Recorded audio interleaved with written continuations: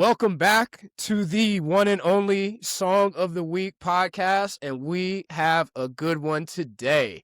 I am your host, Jordan Bell. My other co-host, David Grunfeld, is here. You guys know us already, though. We have the one and only Emmy Award-winning First Lady of Death Row from Richmond, California, Jane Handcock. What up, though? Hey, Let's y'all. go. How are you, I Jane? love How's it that. going? It's going well. It's going well. So Likewise for y'all. we're thrilled. How could we be bad, Jane? We're here, like Jordan said. We're here with the first lady of Death Row and someone that we're both big fans of, and we're very excited to chat with you today. So thank you for being here. And like Jordan said, we're going to get into the song of the week because we've had the pleasure really of listening through your discography, going back to some of the earlier stuff back when you were, I think, still up in the Bay Area, all the way up into the most recent album, which really, I'll just spoiler alert, I'll just say is fantastic. Really, congratulations. It's a beautiful, beautiful album. It was a pleasure to listen through. So I'm excited to talk about that a little bit and get into some other stuff. Jordan, why don't you kick us off and kind of dive in with what we got today? Yeah, I'll hop right into it. So, Jane, I listened to your interview with Sway in the morning that I really, really loved. And you had this quote that I thought was super dope. You said, you have to come into this knowing who you are versus wanting to be somebody. Can you talk about what you meant by that? Yeah, I think it just means at the end of the day, really kind of standing on business, if you will, and stepping into who you are. And that takes a lot of work. It takes a lot of years of going inward. It takes a lot of trial and error. But when you're in a field like this, you don't want to go in unsure because it's already a field of algorithm and comparisons and contrasts and all of that. And that can really, really, really do, I've seen it do a lot of stuff to people's self-esteem if it's not, stable. So this is a field to totally be stable in your mental, emotional, spiritual, lane and, life in general. Yeah, do you feel like you were tested in any ways early on in your career, or maybe even now that you're continuing to rise in ways where you're like, yo, I gotta stay grounded or else this shit's gonna eat me up. Yeah, I feel like I always say that it's just not normal for a person to be like praised, if you will. So I don't take it's so funny because I literally said this to my close friends today. I was talking about, I just put out Front Porch and that was an amazing, amazing, amazing opportunity. But I literally, said to my close friends, I don't like to when I'm on a big platform like that and I know it's gonna get a lot of comments, I don't read them. I don't read them to see if they're good or bad because, too much of either one can really, really, really sway you in a sense. So, you definitely deal with it. You deal with the lows of not sometimes feeling like you're heard or seen. You deal with the highs when you got people left and right telling you how dope you are. And it's good to just stay right here. That and building on that and listening through your music, I feel like there's a sense of like that balance that you're talking about there, right? Where there's the ability for you to go turn it up and get some hyphy shit or have some stuff that gets people moving, but then also dial it all the way into that like spoken word poetry, like the vocal kind of human voice element of things. So like that balance that you're talking about, is that conscious that you're kind of like taking that into the music and like letting that kind of resonate sonically as well? Yeah, for sure. When it comes to like creating it, I just want to do something I have to love it first. And I know that there's somebody out there that feels me. So if I truly believe in it, if I truly love it, I can sell it or really even just present it to others if I'm confident in it. So of course. It doesn't have to feel like selling when it's actually real, right? It's like it's something that really means something to you in a real way. Like it's almost like it's one of them things where I tell people all the time, I don't wear heels. And I stand on that because I wear heels, I start feeling like I got to walk this way I want to be comfy because I know when I'm comfortable, I can deliver in a way that feels home to people. I see that um, just my energy and my talent, my gift, if you will, makes people feel. So I don't take that for granted. I take it as a responsibility. And I just, want to always make sure I'm being true to me because that's ultimately what, some people have to do other things. And I'm just really, really happy that I just literally can be me. I don't have to try too hard. Jane, were you always confident as an artist? We've talked to a bunch of different artists now who have obviously had different journeys, and I'm always curious, was confidence something that came to you naturally? Was it something that you had to build up over time? I watch your music videos and I listen to the music. I'm like, yo, she's got a swag and a style that's her. Like this is, you can tell she puts her stamp on everything that she does. Did it take time to build up to that, or were you did you always have that? You know, Not to gas you too much, but that's how I see it. no, I really, really appreciate that. Yeah. I have my days. I have days Yeah. where life is grand and I feel on top of the world. I have days where it's not working out for me, and I question everything about myself. And both days I have to deliver because this is my job. So Yeah. when I think about it in that space and in that way, I always go back to the root of who I am, why I'm doing this, and what it feels like. So when I can tap into that, I can kind of put my personal BS to the side. But I mean, I got good days, I got bad days, you Right. know. You're human. And that's the thing about performing, right? Is the show must go on, and that's the, I think, oftentimes like unseen part of this, right? Where it's like, oh, people, like you're saying, you're blessed, you get to go do what you love, but that responsibility of showing up every day, even when you're not at your best, I Yeah, know how hard that can be. So it's incredible to see it I manifest in your gotta in your work. I think the older I get too, I pin my confidence with how grateful I am. When I move in gratitude, confidence automatically comes out, even when I don't feel confident. Some days I'm like, oh, I feel bloated. I feel this, I feel that. Um, when I really move in gratitude though, I can bring it back to like, all right, I got it. I can breathe. I'm Yeah. learning how to breathe. Yeah, that grounding influence, right? That's always good.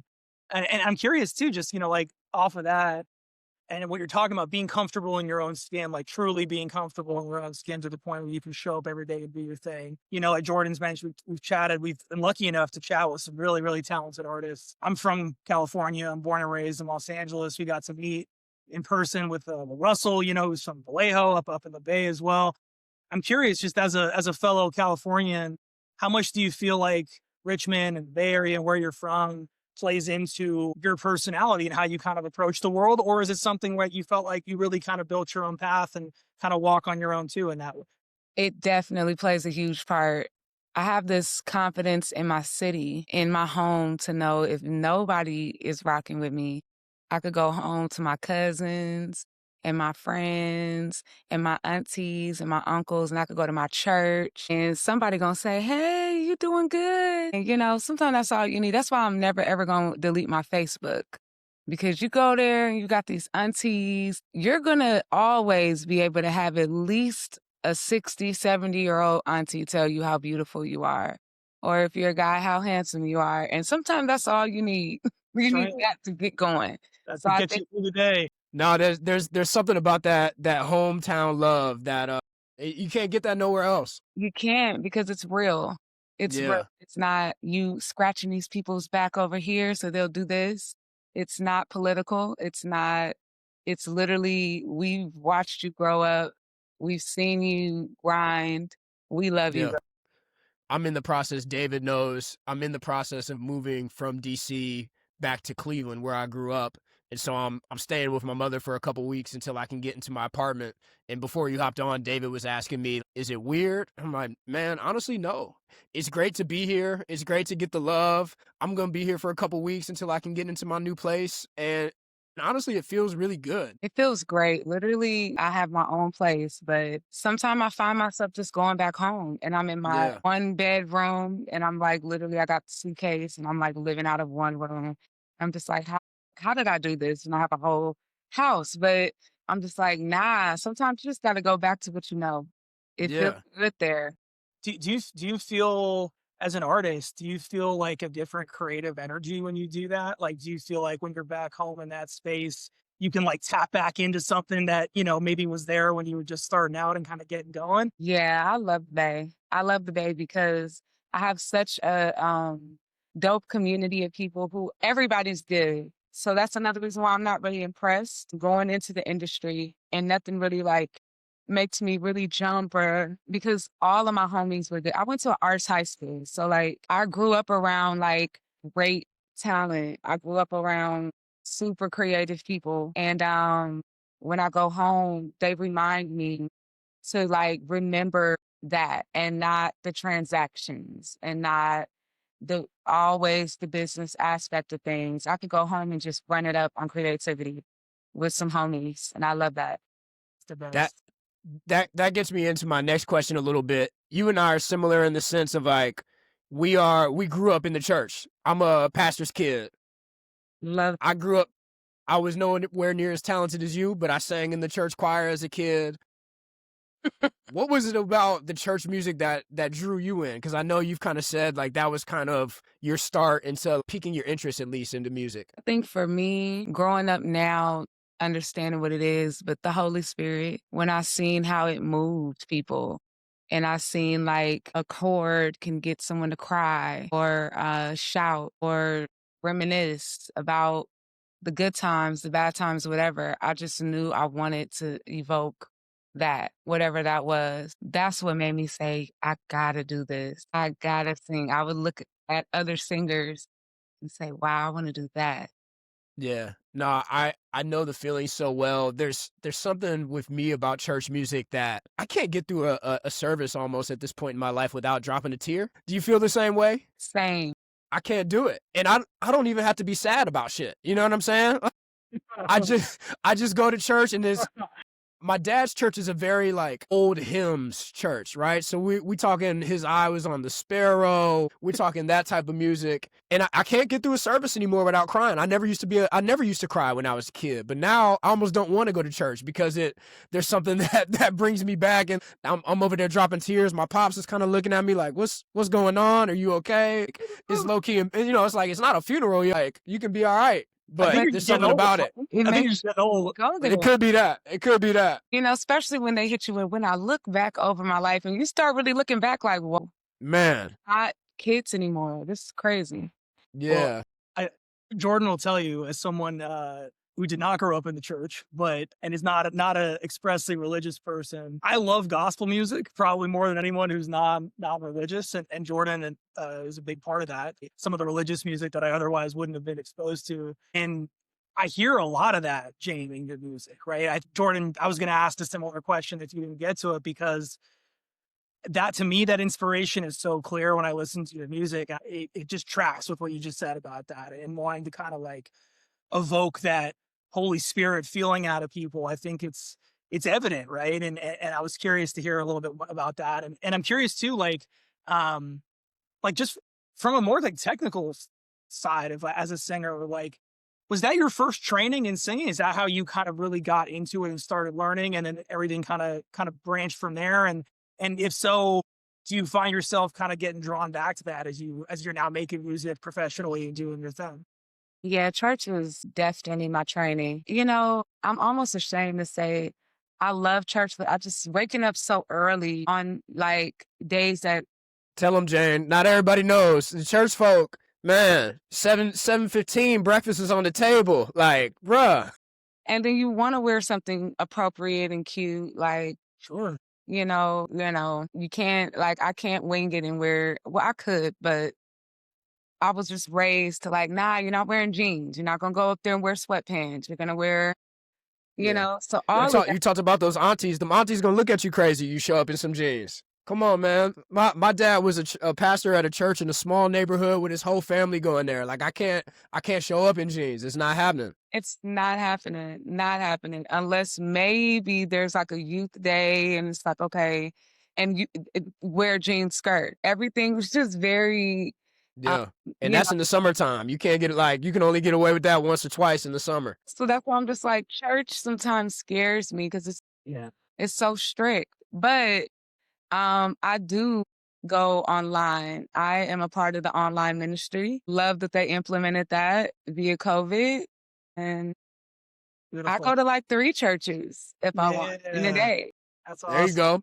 There you go. Technology, right? It can do amazing things. That's what Look, it's about. look. As long as more than one is assembled in the name of the Lord, it's church. You know what I'm saying? Hey, Come on now. I know the lingo. Yes, preach. I will I know say the lingo. very quickly, as someone, like I said, I didn't grow up in the church, and Jane, you'll appreciate this. So we were in college together, and a friend of ours invited me to come to church with her because it was, I think it was Ash Wednesday. She was Catholic, and I was like, yeah, okay, sounds great. I'll be happy to go with you. And I didn't know what to do, right? I didn't grow up going to church. I didn't know what to wear. I didn't know what the deal was.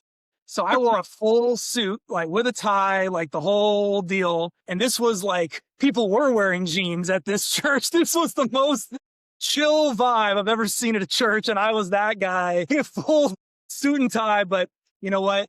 I didn't embarrass myself. So I felt good about it. yes, I love that. They say come as you are, but that's not really what they mean.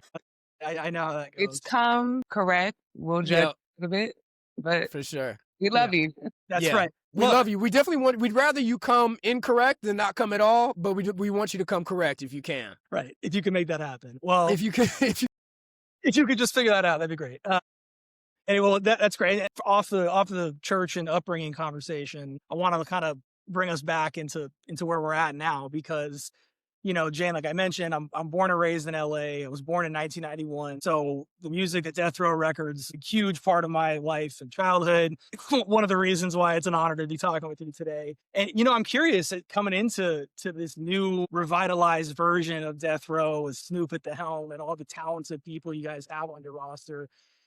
Just what's that experience been like at a high level? Because that's just incredible. And two, kind of like, we talked about balance earlier. How do you feel the balance of like the legacy of Death Row and what that means versus kind of like, this is a clean slate and a new opportunity to kind of like build your own name with it? I mean, I'm like a music geek, so obviously I know like the backstory and history of it. It was legendary, it was legendary for the culture. It was legendary for hip hop, some R&B, being asked to come to Death Row, and we're really invited over to come to Death Row and like being there. It's almost just like I just want to wear it as a responsibility to make great music. Don't just be somebody who signed and just, oh, I got a budget. Like, nah, press the envelope, do something great, challenge yourself. That means everything to me. when Snoop Dogg calls you, do you still pinch yourself and like, yo, Snoop Dogg is calling me? Like, is it still surreal to you? You know what? Also, is that the Death Row chain that you flexing on us right now? Hey, Yeah. come on now. Come on now. Come on now. Let's the camera. Yeah, a little smoke to the camera. There you go. Yeah. I love it. You know what? He just called me like 20 minutes ago. And I think our conversations just get more humanized. Like we talk about like real life stuff and he be just wanting to know, how are you doing? And I think that means everything to where sometimes I have to remember, oh, he's Snoop Dogg. Like this is Snoop Dogg. Because we just have so much real deal talk. Yeah. I'm curious, just to go back a little bit, you talked about like the church music. I'm always curious what type of music was being played in your house as a kid. Like I was a Motown, but like also a little bit of G-Funk type of household growing up. What was your house like? I hate to even disclose this, but it was a lot more bad boy. Come on. We won't tell Snoop. But you know what? My mom was like really into like Faith Evans, Joey to see that, like 112, Kelly Price, Yeah. Addison, Jill Scott, Come on. Erica. Yeah. Yeah. We're big Badu fans on this podcast for sure. Love Badu. Love her. She's probably like she's probably like, probably the number one artist that I listen to for her, D'Angelo, Angie, Raphael, Sadiq. Those are artists that Music Soul Child. Yep. Those were like my faves. That's what my mom and dad listened to. I personally started doing my own dibble and dabble in the hip hop. So like in high school, I started saying, oh, I want to listen to Reasonable Doubt. Oh, I want to listen to, all these albums, hip hop albums. Do you remember what the first album was that you ever bought? Yeah, it was a Sweatsuit, Nelly. Yeah, Ooh, that's the double album, right? that is Yes. that is such a classic. I love that answer. That's so good. I don't know if I ever bought that one. I remember the album that one side was blue and the other side was orange or something like that, right? Yep, I remember Hell that yeah. joint. Blue and Hell white yeah. or something. Yeah, Yeah. it was honestly, yeah, that was that and Eve. Yes. That was Okay. that era of Eve right there. She was on right then for sure. I was all about Eve as a young teenage boy. I was like, yo, she's cold. I was a big Eve fan for sure. Yep. Eve was dope. Eve's still dope. Amazing. Well, I'm after talking about all this incredible music and all the process and upbringing that got you there, Jane. I'm ready to talk about the music a little bit. Jordan, is there anything you want to touch on before we get into our songs of the week here?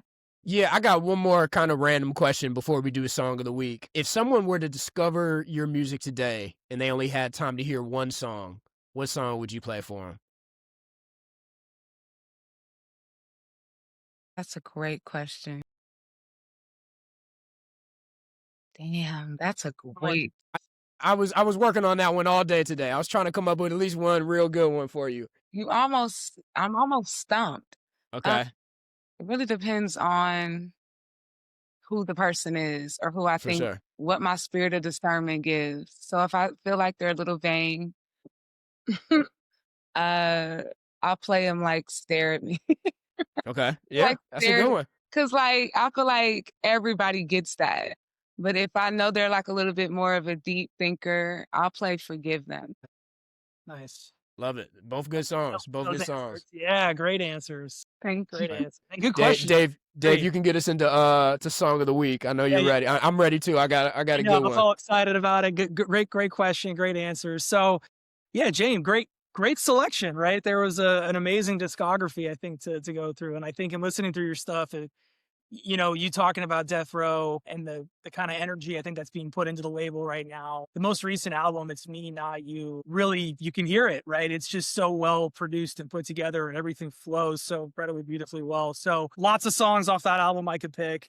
My two honorable mentions for Song of the Week. One of them is going to be the song You with BJ, the Chicago Kid, off of the album, which is just beautiful song. You guys play off each other so beautifully. Easily could have been my song of the week. I also love the song Function off of your project, Where's Jane, series 1.5.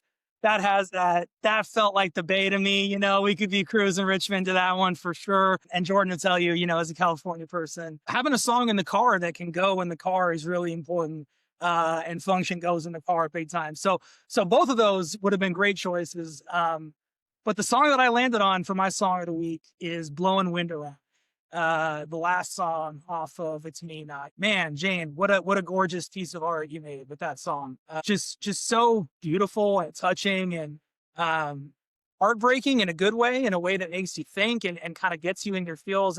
Maybe my favorite part about it, other than the song being called Blowing Wind Around and everything you're talking about with getting your feelings out into the world, but then you have the flute involved where you're literally blowing wind around, which I just love that. I love that as an idea.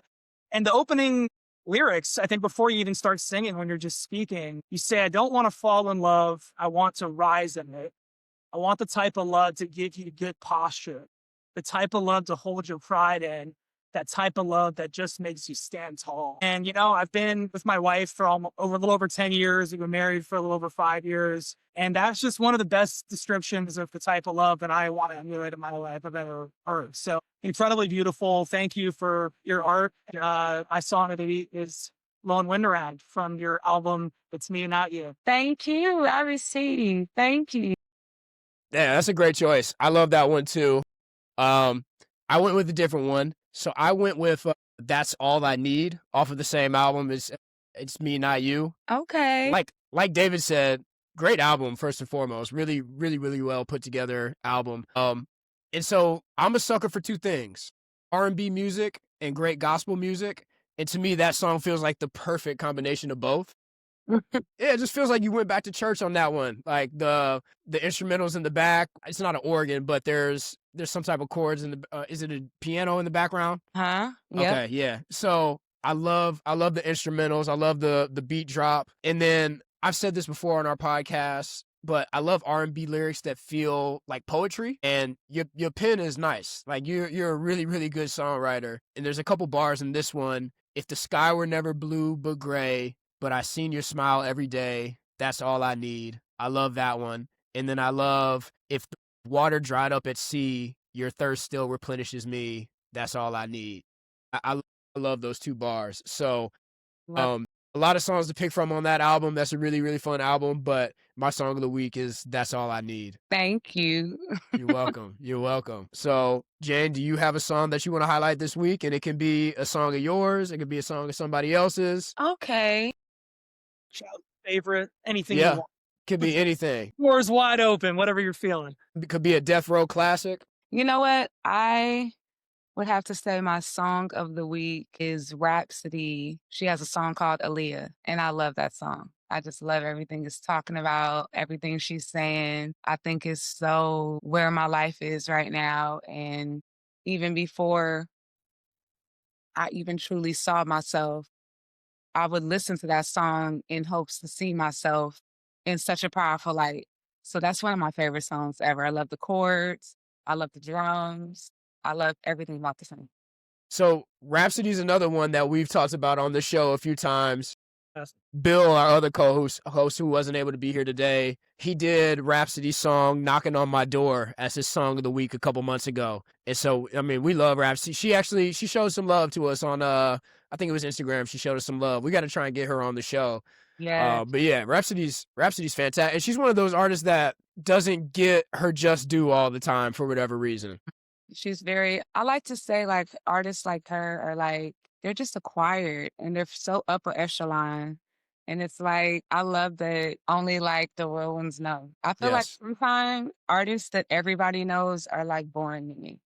Yes. I won't say any Yeah. names, but Nah, for sure though. Like, yeah, I think that's one of the things that we try to do here is we try to highlight artists that aren't always getting the shine. Probably for reasons like we're surprised that people aren't hip to this. Like, this is really, really good music, and you need to tune in. and I would tune in and respect anything you guys say over the bad any day.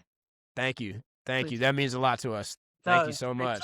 Sure. You know, I think in talking about Rhapsody's music and your music, Jane, and what we strive to do on the channel, it all comes back to, I think, this idea of like authenticity, right? Of actually being yourself, striving to go put that energy out into the world and then kind of get it back to you, you know, once you do that.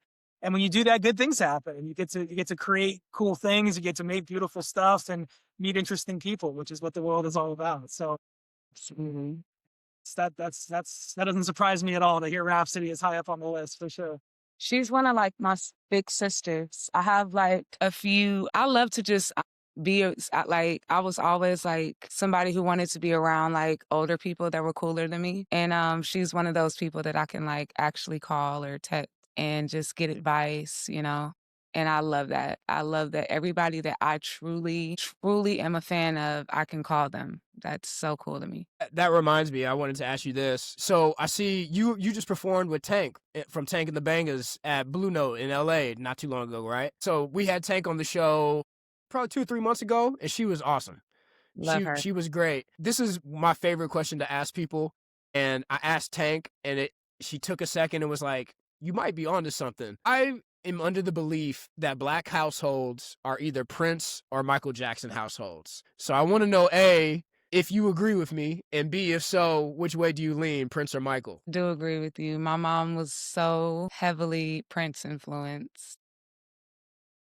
Okay, I feel like I was more so Michael influenced. Like I like, got you. but my mom and my dad are like Prince, hands down.